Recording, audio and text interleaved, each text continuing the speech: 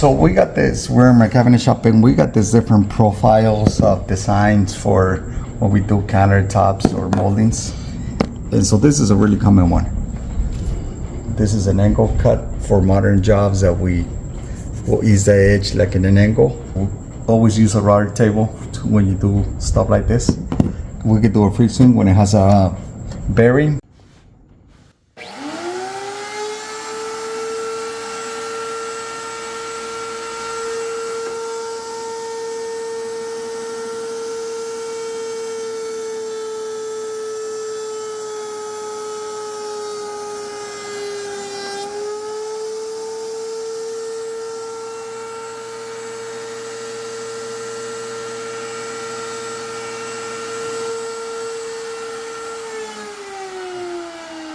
So this is a profile that we just did with the router bit that we tried. This is how it was at the beginning, square. The original one, The original, and this is the bevel that we did.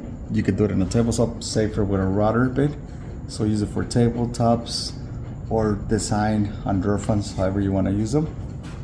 As you can see the difference.